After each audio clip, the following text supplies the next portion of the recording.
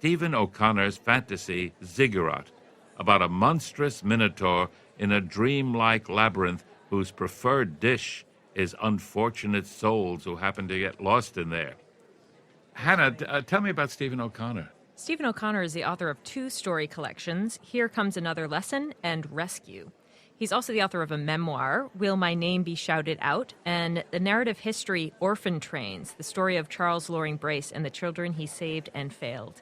Stephen's been published widely in many different magazines, and Ziggurat was actually originally published in The New Yorker. Stephen O'Connor's Ziggurat is read now by the extraordinary star of the Rocky Horror Picture Show and of Spamalot, Tim Curry.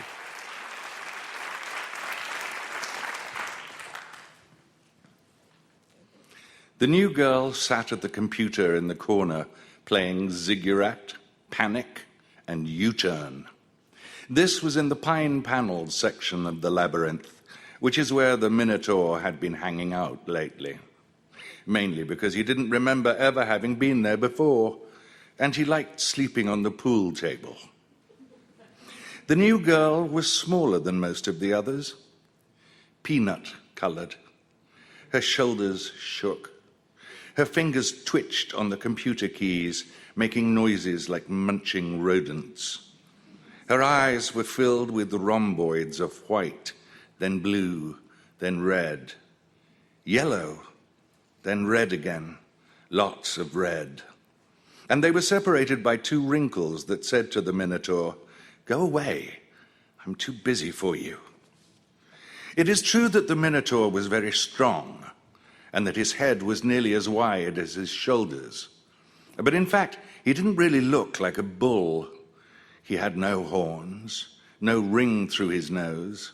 He was just very, very ugly. His lips were fat and earthworm pink. His eyes were asymmetrical, and his eyebrows were like forests of black wire. The same with the hair on his head and on his cheeks, which was indistinguishable from the hair on his body. He didn't walk like a normal person. He lumbered. That was just the way he was born. All the other girls had run when they saw the Minotaur. The women, too, and the boys. Some of the men had tried to fight. Not that it mattered. The end had always been the same. The Minotaur patting his belly, pulling a sucked femur from between his slick lips. No one had ever been too busy.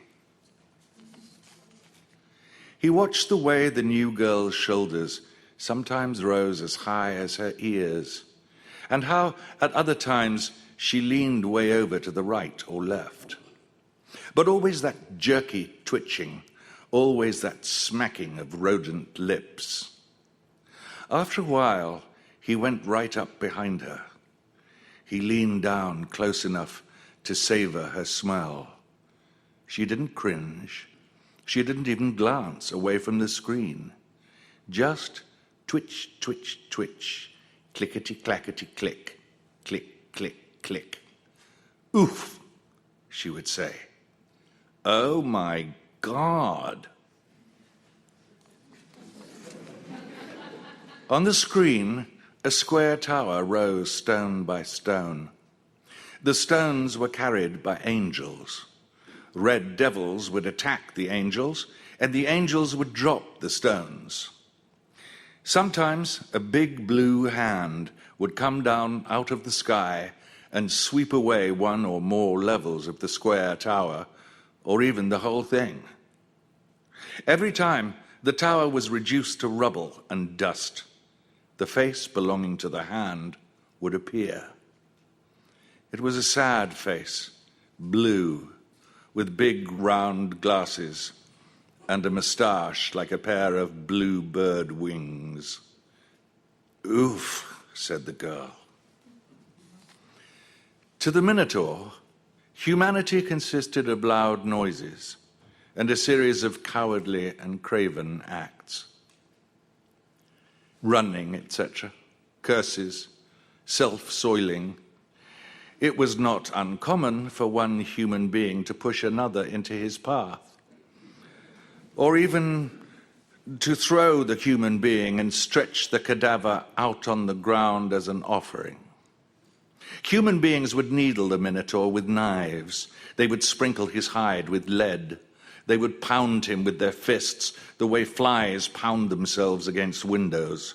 They would attempt to reason with him, and sometimes they would get down on their knees and weep, with their hands clasped in front of their chins. They would kiss his feet. None of this made any difference, of course. Wham! Crunch! Splurt! Mmm! Mmm! Tasty! Oh no, the new girl said. Oh shit! Her smell filled his sinuses and engendered slobber. At one point he brought his lips so close to her shoulder that he could feel his breath bounce back off her skin. Why not, he thought. Why not right now? There's not a reason in the world. But he didn't. Instead, he went and leaned against the pool table. He would wait a bit. He wanted to see what would happen. His life was not exactly what you would call variety-packed. And he had the feeling that something unusual was in the works. Clickety-clackety-click. Twitch, jerk, twitch, twitch, twitch. Oof! He noticed how the new girl's hair swung heavily, like a velvet curtain. Dark brown, but also red. The color of old rust, only shiny. He noticed how parts of her jiggled, and how he could see every knob of her vertebrae, except for two between her shoulder blades. Thunder rumbled from one side of his gut to the other. Drool wet his belly.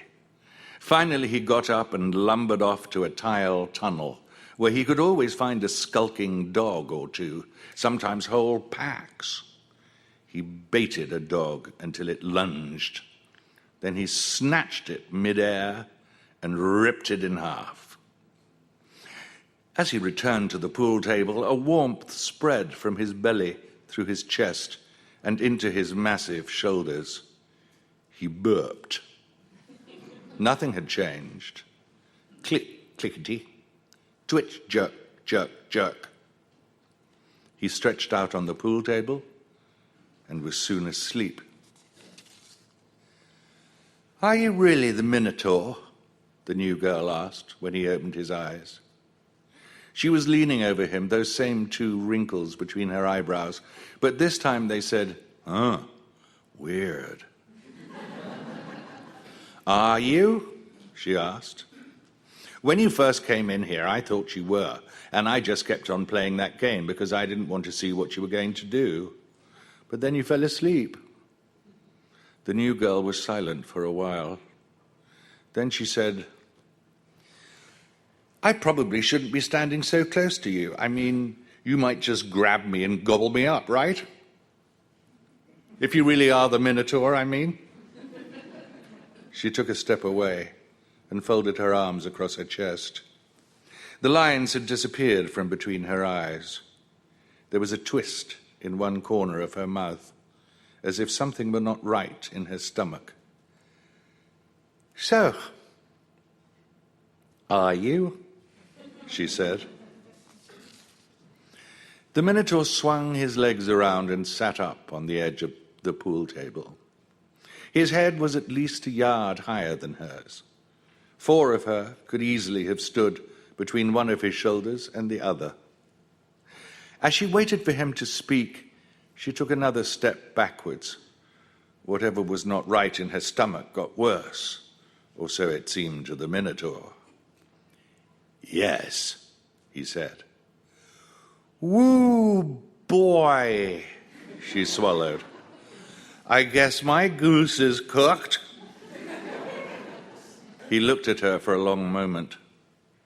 Then he slipped off the table and said, Excuse me. When the Minotaur returned, there was a trickle of blood descending from the corner of his mouth, and pinkish flecks of gristle in his beard. The new girl was back at the computer, clicking away at the keys. She glanced up, and the Minotaur could tell from the way her eyes reverted instantly to the screen that she had seen something disgusting on his face. But she didn't say a word. Jerkety click, click, click. Her eyes went yellow, then blue, then red. The Minotaur ran his hand over his beard and felt the flecks of gristle. He brushed them away and licked up the blood trickle with his exceedingly long purple tongue. Then he stepped up beside her and looked at the screen. There was the sad-faced man with the bluebird wings mustache. "What are you playing?" the Minotaur asked. "Ziggurat," the new girl told him. And when he didn't say anything in reply, she told him about all the other games she had discovered on the computer. And then she said, basically, they're all disappointment games. Except this one. This one's about ambition. You're supposed to build the Tower of Babel before God knocks it down. But that usually ends up being a disappointment game too. And when the Minotaur still didn't say anything, she said, basically, this is a pretty stupid bunch of games. Then why do you play them? The Minotaur asked. Just... The new girl blushed, then went pale. Well, you know, it's like I said before. After that, she put her hands in her lap, became very quiet, and seemed to shrink to half her size. The Minotaur figured that this was her way of telling him the time had come for him to eat her. But just as his big lips went glossy and he was baring his shovel teeth, she said, I like to play pool, though. Pool's a great game. Do you like to play pool?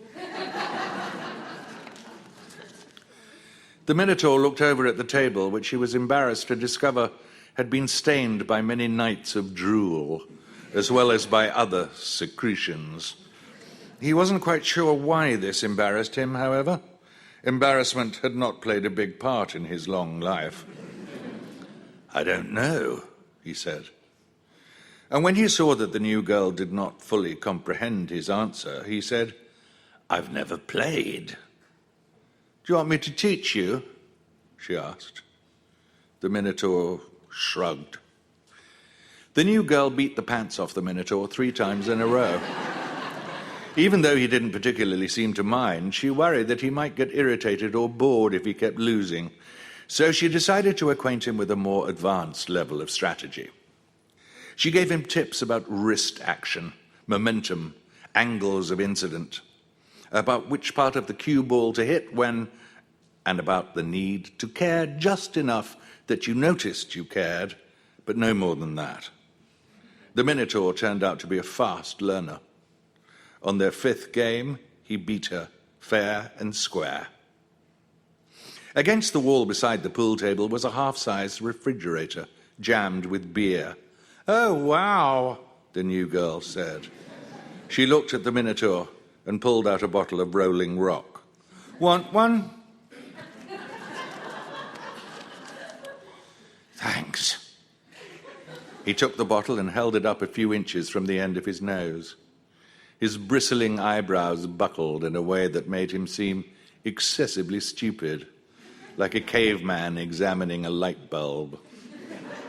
When he saw the new girl twist the top off her bottle, he did the same, and when she took a sip, he did too. Oh, he said, and examined the bottle even more attentively. Something wrong? The new girl asked. No, he said.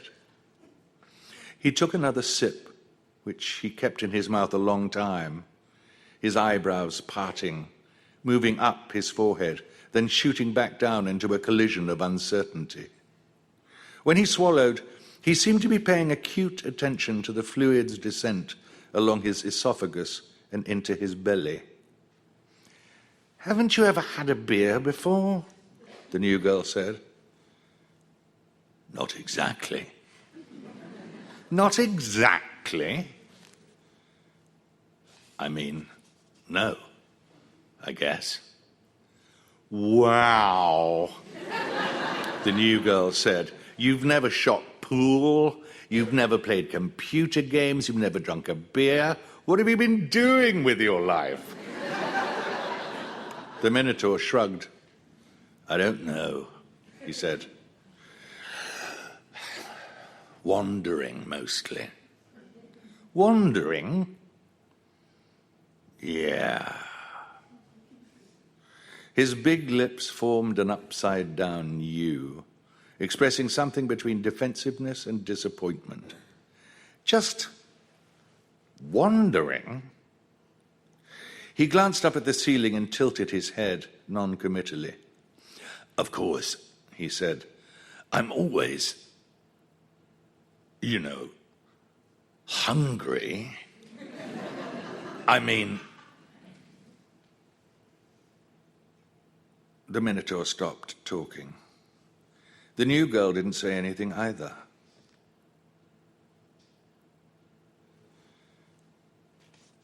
After close to a minute of silence, he said, Sorry. Don't worry about it, she said, but didn't meet his eye. There was another long silence.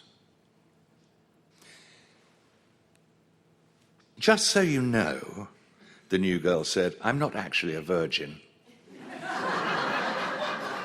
That was just something I mean, who likes to talk about that kind of stuff with their mother, you know? So I just let her believe whatever she wanted to, and, well, maybe that wasn't such a hot idea. Anyhow, the main thing is you might not like the way I taste. Too tough or something. You might get indigestion from me. She laughed nervously. The Minotaur made a small noise deep in his throat and looked away. Then he drew the back of his hand across his lips. Their half-empty bottles stood on the edge of the pool table. They were playing another game. What's a virgin? The Minotaur asked. You know, she insisted. He didn't. Yes, you do. They always told us virgins were like, like your favorite. She couldn't say it. When the Minotaur still seemed confused, she gave him a hint. Then she gave him a bigger hint. Finally, she just explained the concept of virginity straight out. Ah, he said. And then he said, I can't see why that would affect the taste. Then he didn't say anything else. The new girl stood the butt of her cue stick on her big toe and looked down at the floor. She was shrinking again. What is the labyrinth but so much human junk? That's how the Minotaur saw it. Cathedrals, bus stations, diners, bowling alleys, subway tunnels, endless basement corridors. They all seemed profoundly pointless to him, not just because they were generally empty and unused, but as a basic fact of their existence. He could tell that humans didn't share his opinion. He would find them on their knees in the pink and purple pools beneath stained glass windows, their brows dark with grief and desire, their lips rippling with unvoiced words. He would find them looking impatiently at classroom clocks, unable to keep their feet still beneath their desks, or sitting atop vinyl-covered swivel stools, savoring their own tasteless and puny repasts, or intertwined in bed, making all the chest and throat noises of aggression. Idiocy. All of it. None of the things they yearned for would come to pass. All their beliefs about destiny and justice, all their rituals, injunctions, inhibitions, and plain as the nose on your face truths, trash, irrelevant, wrong, and always had been. This was shocking news to his victims. He could see it in their eyes. How could they be so stupid?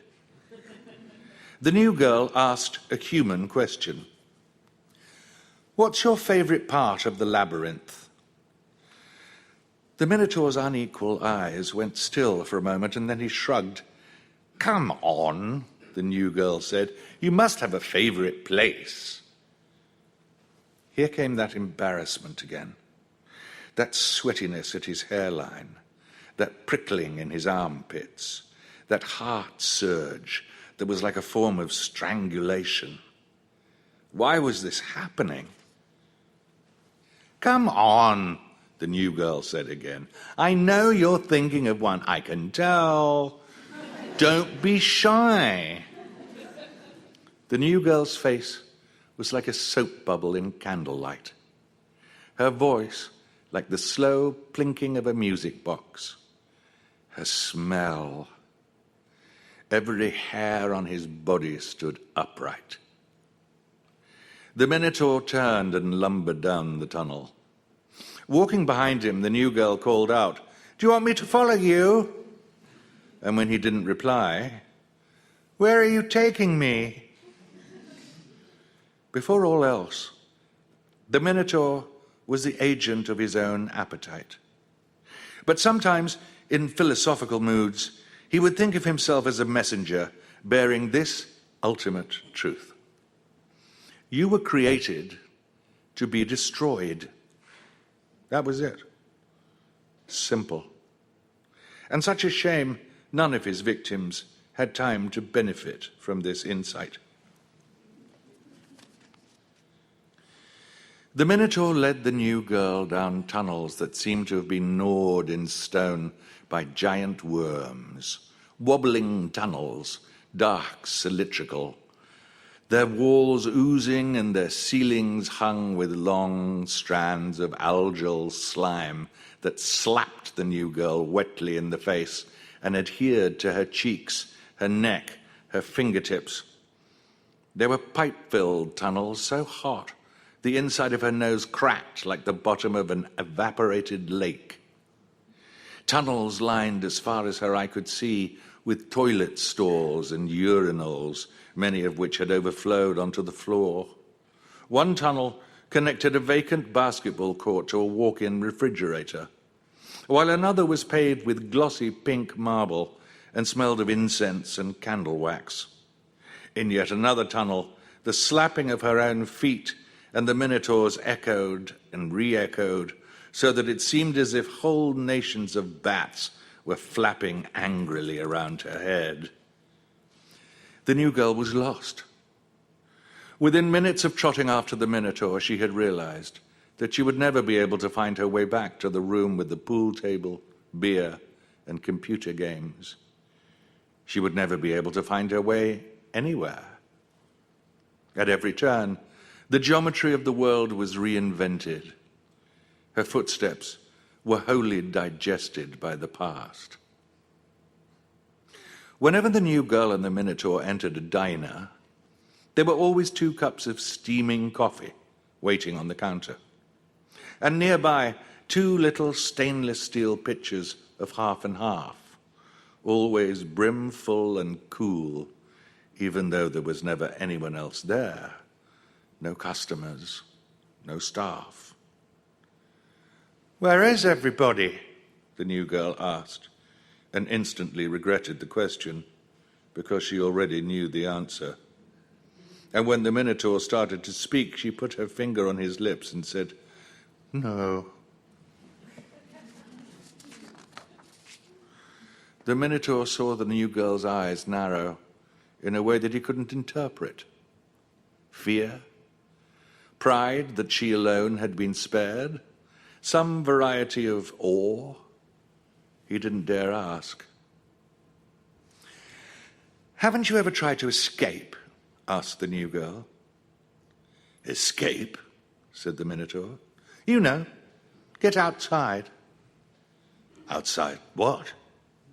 This, she said. The labyrinth. The Minotaur was silent for a moment. A gloss of sweat materialized on his fingertips. How do you know there's some place to escape to? He said. Because I remember it. Tell me one moment you remember. Okay, the new girl said. She looked with the interned eyes of memory. But it was like looking into a house with every wall painted black, and all the lights out, and every shutter down. The new girl was puzzled. Why was her brain so blank? She felt her way along the corridors inside her mind. She went in and out of rooms, up and down stairs, black and black and black and black. Finally, she saw a chink of light. She walked towards it, down a long, long corridor, and gradually the chink became a door, and the door became a room, and inside the room her mother was sitting in a rocking chair before a white fireplace, and her father and her little brother were lying on a rag rug playing chess. She started to tell the Minotaur. He held up his hand. Wait a second. He was lumbering again. Follow me. He led her left, then right, in total darkness, up and down stairs, a long, long corridor. Finally, they were in a room where there was an oak rocker, and on the seat of the rocker, a needlepoint cushion that the new girl's mother had made herself, portraying a smiling lamb jumping a fence. There was a white fireplace in which hooks of orange light leaped silently from wood to blackened brick. There was a chessboard on a rag rug. The king, on her father's side of the chessboard, had just fallen over. Its bottom rolled around the pivot of its top, then went over the board's edge and stopped as it hit the rug. The rocking chair was moving, too, back and forth, as if her mother was still in it. Is this what you were talking about? The Minotaur asked. The new girl didn't answer. After a while, she said, What happened to my family? The Minotaur pretended not to hear her question, then glanced around the room as if he had lost something. The new girl tried to escape. She ran down tunnel after tunnel. She turned left, she turned right, but every turn was entirely arbitrary, and every tunnel only took her to dozens of other tunnels, some of which went on for miles and ended in points of light so distant and pale they were like stars in other galaxies. She hid in the back of closets where mothball gas brought tears to her eyes. She hid under cars in subterranean parking lots, her cheek resting in gritty, slick splatterings of motor oil. She buried herself under heaps of orange, yellow, and aquamarine laundry. But no matter where she hid, the tectonic rumble of the Minotaur's footfalls would mount and mount, until finally the door behind which she cowered was wrenched from its hinges, or the wall against which she had pressed herself was reduced to noise, dust, nuggets of mortar and shattered brick. There you are, the Minotaur would say. He would hold out his anvil-heavy hand, and the new girl would let herself be led away. Maybe he's not so bad, she would tell herself. Maybe everything I've heard is wrong. But then in the night, those screams, that weird whistle of tearing flesh. And in the morning, everywhere she went, that fetid stink, those heaps of sucked white femurs, fibulas, tibias, skulls, ribs. One time the new girl asked the Minotaur, "Why haven't you eaten me?" His answer, "Because I'm not hungry." The Minotaur was a novice of arc and swell and dip, a new minted connoisseur of smooth and tender and sway. That little snippet of bird peep that entered the new girl's voice whenever she got excited, or when she thought something she had done was stupid, he wanted to put that in a box, tie it up with a leather thong, and keep it always around his neck. That way she had of elbowing him in the ribs, rolling her eyes, slapping herself on the top of her head and saying, "Only joking." Why did his cobblestone feet always do a shuffling dance when she did that? Why did his shoulders squinch together and his floppy lips twist up at the corners? To his embarrassment was added shame, and the Minotaur found that he could only bear his message of ultimate truth on the sly, when the new girl was asleep or when she was looking the other way. He took to wearing a kerchief and giving his lips a hasty wipe after every meal. Then one day the new girl was gone, and the Minotaur worried that in a moment of thoughtlessness he had gobbled her up. When he didn't see her for several weeks, he could think of no other explanation. A year passed, and then a century, and new girllessness became a fact, as simple and discreet as other facts. In a way, life became easier for the Minotaur, as easy as it had been before the new girl's arrival, but only in a way. In another way, the Minotaur began to wonder if he was getting too old for his job. His vocabulary increased. To embarrassment and shame, he added joyless. He added regret. He added lost. There were sections of the labyrinth where the walls were so far apart that if you stood beside one, you could not see the other, and where the ceiling rose so high that wads of illuminated water vapor drifted beneath it, and a 10,000-watt sun was dragged across it on nearly invisible tracks. In the middle of such a place, the Minotaur constructed a square of rocks a mile across. On top of this square, he constructed another, and then another, and another, until what had been merely unlikely geology became 4 walls, and what had been 4 walls became a tower. Centuries passed, and the tower rose to such heights that to look up at it or down from it was to become dizzy. There were collapses that began like a massive clearing of the throat and ended like a prairie shuddering under the hooves of gigantic cattle. But the Minotaur developed new technologies, perfected his technique, and worked day and night, never pausing even for a moment's rest. Gradually it became clear that the tower was a pyramid, diminishing at every new level by a space just broad enough to accommodate the Minotaur's feet. And with every new layer of stone, the air got warmer and began to smell. At first something like a laundry hamper, then more like inside the mouth of a sun-baked cadaver. Eventually the Minotaur discovered that the ceiling was not the translucent blue plastic he had always assumed it was, but blue-painted plaster, cracked and warped by age. When his tower was high enough that he could touch his upraised elbow to the ceiling, he went all the way down to the bottom and climbed all the way back up, carrying a long stone roughly the size of his leg.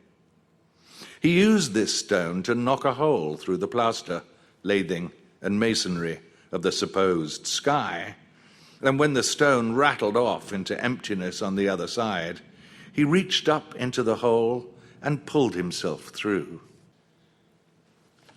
There he was, belly down in a cinder block tunnel. But after only a few yards, the tunnel became panelled in wood and floored with a charcoal grey indoor-outdoor carpet. Not long afterward, he found himself in the pine-panelled room where he had first met the new girl, only the pool table had been gouged repeatedly. The felt was ragged and upstanding, a corona of slate dust spewed from every gash, and the half-sized refrigerator was on its side, door open, empty of beer. He left the room and wandered for a long time down a series of corridors so dark he could find his way only by memory. He saw the face. Blue. That bluebird wings moustache. Round glasses, eyes transcendently sad, with the welling sadness of an infant, the sadness of, what have I done? The sadness of, this can't be true. The blue-faced man was sitting on a desk on which there were 2 stacks of crinkled, smoothed-out paper that had obviously been rescued from a trash can. In his lap rested a battered leather briefcase from which more papers stuck up like pale, petrified flames. He clutched a single piece of paper in each of his upraised hands. "Excuse me," the Minotaur said. The blue-faced man lowered the piece of paper in his right hand onto the left-hand stack, transferred it instantly to the right-hand stack, then lifted it once again into the air. "Excuse me," the Minotaur repeated. Only now did the blue-faced man look in his direction. "I was just wondering," said the Minotaur. The sadness of, I can't take it anymore. The sadness of, what's the point? The Minotaur felt his heart go weak and his hands. "I'm sorry," the Minotaur said, and for a long time he couldn't speak, deprived utterly of strength. "I was wondering," he said at last. "I was wondering if you had seen..." "Leave me alone," said the blue-faced man. "I'm sorry," said the Minotaur. "Please," said the blue-faced man. Hammers, chains, ice picks, and tire irons. At the intersection of 4 corridors, a gang of new arrivals made short work of the Minotaur and left him stretched out on the paving stones, so much hacked meat. When he opened his eyes, the new girl was leaning over him, 2 lines between her eyebrows. "Why didn't you fight back?" she said. "I don't know," he said. Then he said, "I didn't want to."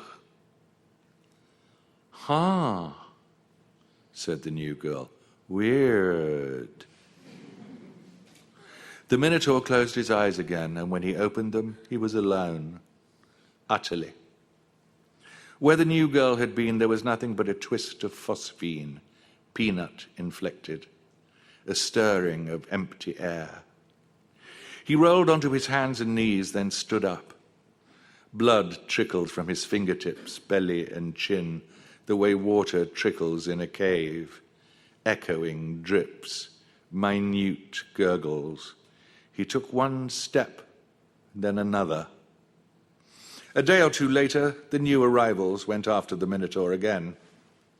Crack of skull against skull, clang of falling weapons, pleading eyes, teeth tearing air, slice, rip, slurp, burp. It was all over before the Minotaur even noticed. The Minotaur wandered draughty spaces that smelled like a paper mill. All that pounding, so much muck on his feet. Sometimes a yellowish light laminated the wall at a bend in the tunnel, and the Minotaur was sure the new girl was hiding just around the corner. But as his footfalls shook, dust streams from the ceiling, the lamination would dwindle to gossamer cross-hatching, to a golden web, to a few glowing strands, to winking glints, and then finally to only the possibility of light. On and on and on. The central aisle of an airliner, the back seat of a car, stale popcorn crammed in cushion cracks, a coal mine, a hospital waiting room, a long tunnel in which a breeze blew hot in one direction, then cold in the other. So many varieties of emptiness for centuries, millennia. But every now and then, just ahead, the patter of foot flesh striking wet stone, or the lip and tongue smacks of very small mouths. And so once again, the Minotaur would start to run. Every time. He couldn't help himself. Oof. Nights, when his eyes were closed, the new girl came to lie within the hollow created by his arms and legs. But always she was silent, never a word. Her warmth was there. His sinuses were filled with her smell. His memory was able to adhere to her smoothness, to her rough parts, to her every swelling and concavity, but only in a way that was like an ache, or like a hunger trying to feed upon itself. It was a mystery. Mountains of skulls with stoved-in crania, ulnas protruding from eye sockets, mandibles cradling shin bones, swirling heaps of sucked yellow ribs like the nests of enormous birds. The Minotaur could not help but recognize his own distinctive handiwork. It was everywhere he went, and yet he remembered none of it. So much so that he began to wonder if, somehow, he had turned so many corners that he had come at last to a part of the labyrinth that didn't actually exist. Or if at some intersection he had accidentally turned right and left simultaneously and therefore wandered ever farther from himself. Or if, in some other way, only just beyond the limit of his comprehension, he were not, in fact, the one who had spilled the blood with which his lips and hands were stained. A train station with breath-grimed marble walls and an arched ceiling portraying the night sky in sapphire tile and bits of gleaming gold. A vast hangar in which a fully inflated dirigible, gondola doors open, gangplanks lowered to a wooden embarkation deck, hovered, humming, awaiting passengers. A stadium, Klieg lights glaring, the playing field radiant, shimmering like an acre of low green flame, and the surrounding parking lot so enormous that the Minotaur felt sure he was coming again to that place where he had built his tower. On and on, one foot in front of the other, the walls receding to such a degree that they might as well not have been there. The ceiling growing higher and higher, until finally it was obscured by the blueness of empty air. Sounds arrived from great distances, indecipherable, no echo, on and on and on. The Minotaur lumbered across a rusty bog, empurpled with heather. Then sun, all at once. A clean, salty breeze, golden sand, dune after dune, rising and falling beneath his feet, then finally falling, all the way to a grey, green, blue vastness, riffled, glinting and crossed by the cloud shadows as far as the eye could see. The Minotaur stopped for a moment, on that last sandy crest. The wind buffeted his ears.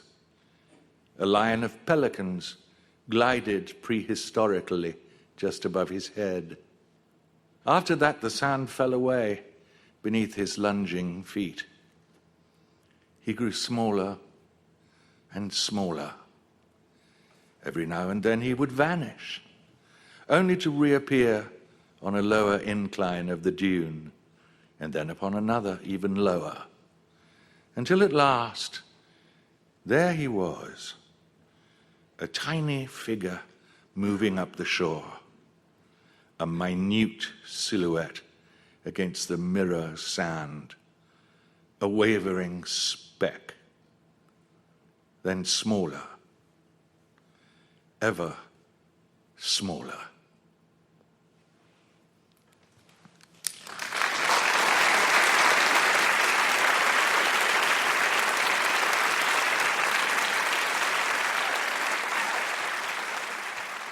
Tim Curry read Ziggurat by Stephen O'Connor.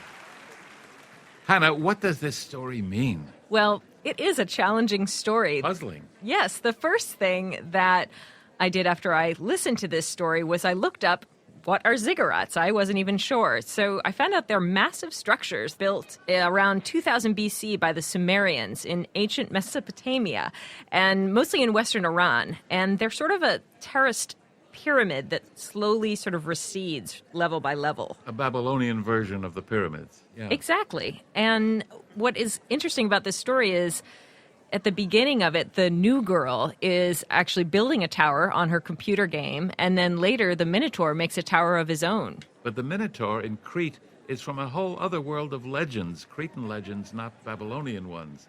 That's part of my confusion.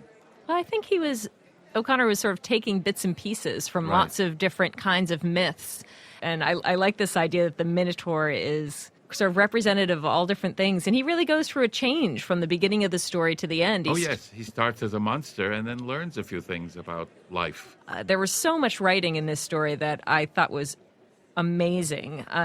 There was this lovely line: at every turn, the geometry of the world was reinvented. Her footsteps were wholly digested by the past. There were all these times during the story I kept writing things down because I wanted to steal them as a writer and use them in my own work. So watch out, Stephen O'Connor, if you see some of your lines reappearing in my fiction.